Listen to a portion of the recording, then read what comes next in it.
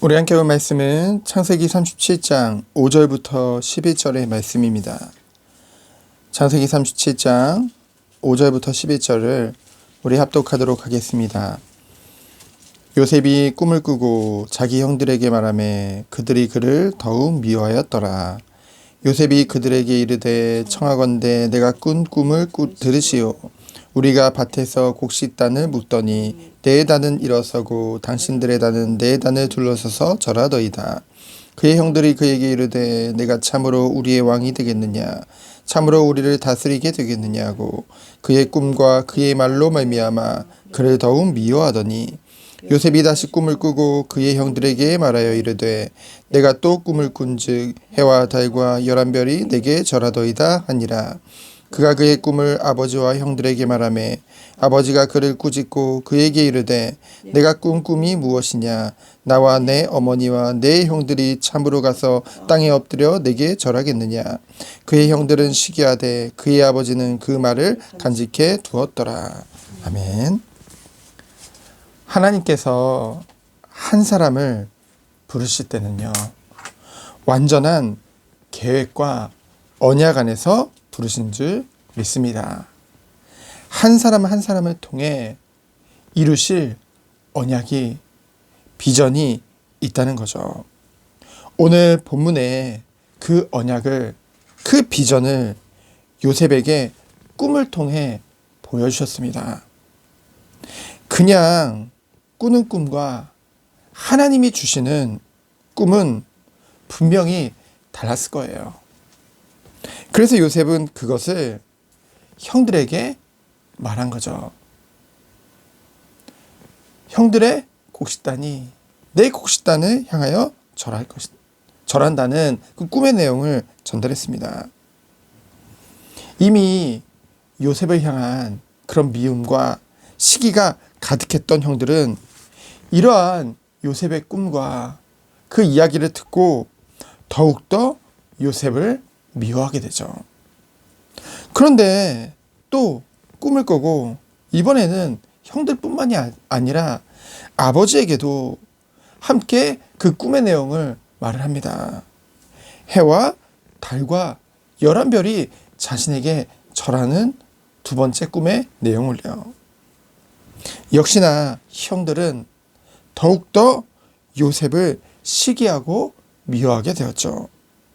오직 눈에 보이는 그러한 것에 가치를 두고 그것에 자신의 가치 또한 두었기 때문에 비교의식을 가질 수밖에 없고, 더 나아가 영적 비교의식까지 더욱더 가지게 된 것입니다. 왜 영적 비교의식일까요? 이 시대에는 꿈을 통해 하나님께서 임재하시고 언약을 주시는 일이 종종 있었거든요. 성경이 쓰여지기 전이기 때문에 분명히 이러한 꿈을 통해서 하나님의 임재와 섭리와 그것들을 실제로 경험했던 아버지를 통해 분명히 들었을 것입니다. 자신들에게는 이러한 경험이나 이러한 확실한 비전이 없었기에 그러한 것을 들었을 때 도리어 그것을 기뻐하는 것이 아니라 예민하게 시기하는 마음과 미움이 커졌던 거죠. 결국은요, 세상 사람들은 디모데후서 3장의 말씀과 같이 갈수록 사나워지고 자기밖에 모르고 갈수록 사랑은 식어지고, 왜 그렇게 될 수밖에 없습니까? 왜 갈수록 악해질 수밖에 없을까요? 없기 때문입니다. 진짜 중요한 것이 없기 때문입니다. 그들에게 없어요. 아무리 사랑을 외치고 아무리 인류 평화를 외치더라도 그들에게 정말 중요한 것이 없는 것입니다. 바로 하나님으로부터 온 것이 없는 거예요. 아가페 사랑이죠. 하나님의 언약이죠.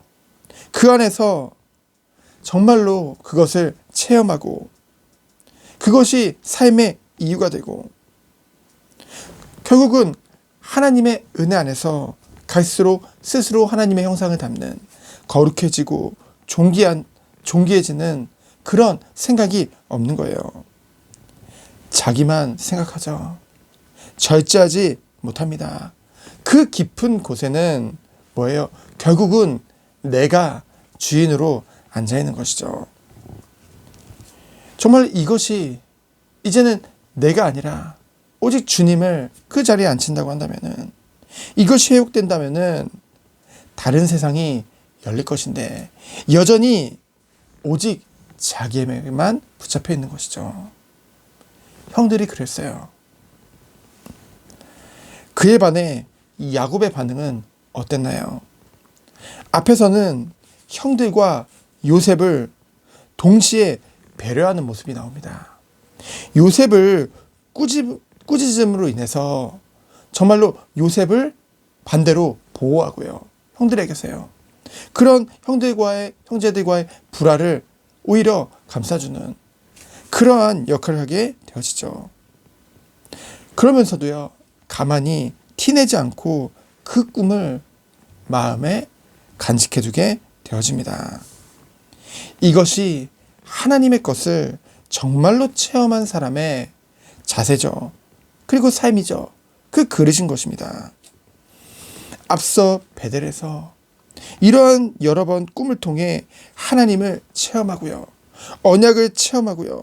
확실한 언약과 비전과 그 안에서 비록 자신은 연약할지라도, 맞아요.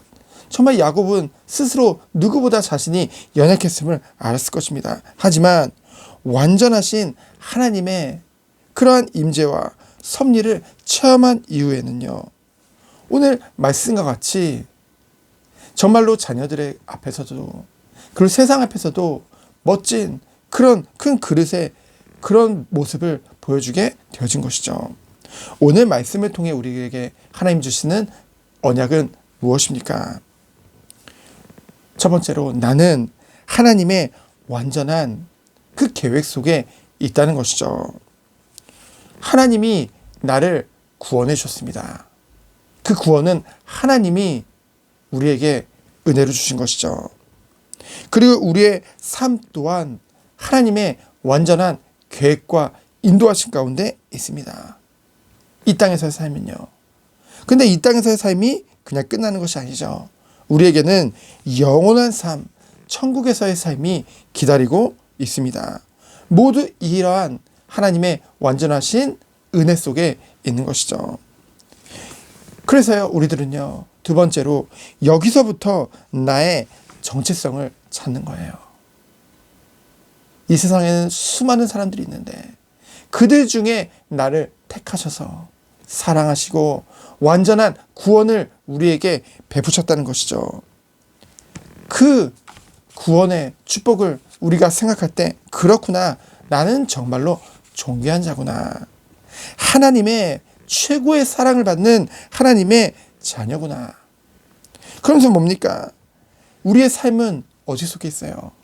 선한 일을 위하여 지음받은 자라고 했어요.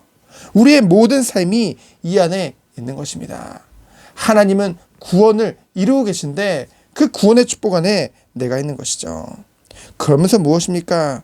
우리들은 영원한 삶을 살고 있어요. 이 땅에서의 삶은 나그네의 삶이죠. 이 땅에서의 삶은요, 우리가 어떠한 마음가짐을 가지고 오늘을 살아야 되냐? 우리는 영생을 바라보며 오늘을 심부름하는 것입니다. 그래서요, 오늘의 것에, 눈에 보이는 것에 집착할 필요가 없는 것이죠. 정말 영원한 것을 바라보며 선한 일을 위하여서 우리의 모든 것을 하나님 앞에 드려 헌신할 수 있는 것입니다. 그러한 삶이 오늘 누려지길 축원드립니다. 그래서 정말로 많은 이들이 있을지라도 정말 영원한 것들을 바라보며 정말 야곱과 같이 그 길을 걷는 우리 모든 선생님 되어지기를 예수 그리스도 이름으로 축원드립니다. 시간 기도합니다. 하나님 감사합니다. 하나님이 원하시는 삶을 누리는 우리 모든 선생님 되도록 주께서 축복하여 주옵소서. 영원한 것을 바라보며 그 안에서 하나님이 원하시는 그 길을 걷는 우리 모든 선생님 되도록 주께서 축복하여 주옵소서. 살아계신 예수 그리스도 이름으로 기도합니다. 아멘.